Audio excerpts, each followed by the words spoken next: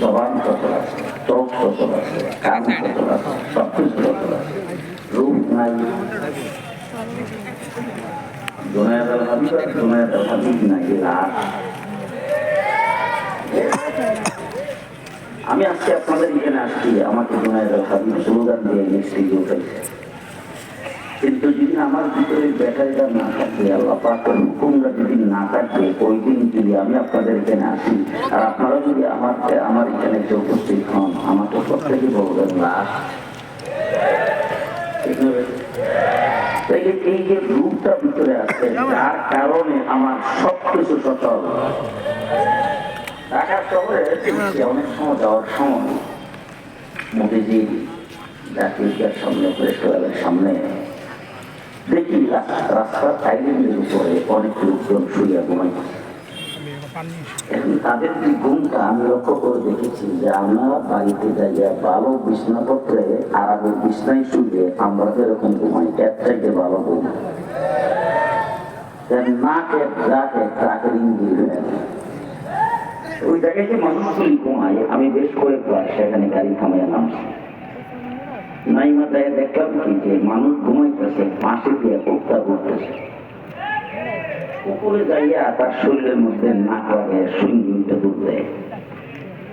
আশেপাশে পিঁপড়া, বড় বড় মামলায়, আপনাদের দেশে কি করে জানি না, হ্যাঁ ওই সমস্ত পোকা মাকড় তার শরীরে হিসাব পাইতেছে, কিন্তু নাকে দিয়েও ঢুকে না, গানে দিয়েও ঢুকে না।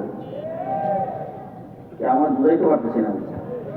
কিন্তু যেই মানুষটা এখানে শুয়ে আছে, এই মানুষটাই যদি লাশ হয়ে পড়ে থাকে 10 মিনিটের ভিতরে কানে দিয়া পোকামাকড় কুকুরের সঙ্গে চলে যাবে। যে কি জিনিসটা তার ভিতরে থাকার কারণে সে ঘুমাইবার পরও কুকুর আক্রমণ করে না, পিঁপড়া আক্রমণ করে না, পোকামাকড় আক্রমণ করে না।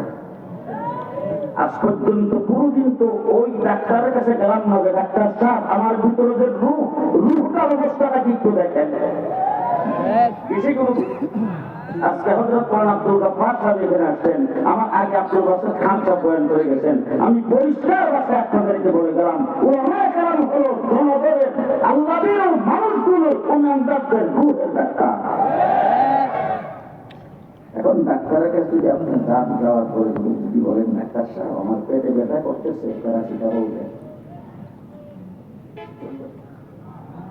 ডাক্তার বুঝবে আমার কোন রোগের কোন ওষুধ, ঠিক কিনা বলেন? এখন আপনার গ্যাস্ট্রিক আলসার হয়ে গেছে, এখন ডাক্তার বুঝবে অপারেশন লাগবে কিনা, ঠিক কিনা বলেন? ট্যাবলেট খাইলে চলবে না, ইঞ্জেকশন লাগবে। এখন যদি ডাক্তারের কাছে আপনার মুখ খাটাল খাই দিতে হবে,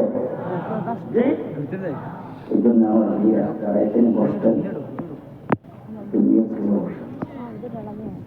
সামনে আরো মাহফিলে যাইবেন, আজকের মাহফিলের পর আর যাইবেন। যত মাহফিল হবে কোরআন এবং হাদিস থেকে ওলামায়ে কেরাম আলোচনা করবেন, তাদেরকে উস্তাদ বলবেন, আপনারা ছাত্ররা এসে মাহফিলে যাইবেন। বাংলা মাদ্রাসায় পড়তুগিয়া ছাত্ররা লেখাপড়া করলে তাদের যে বক্তব্য আপনাদেরও সেই বক্তব্য।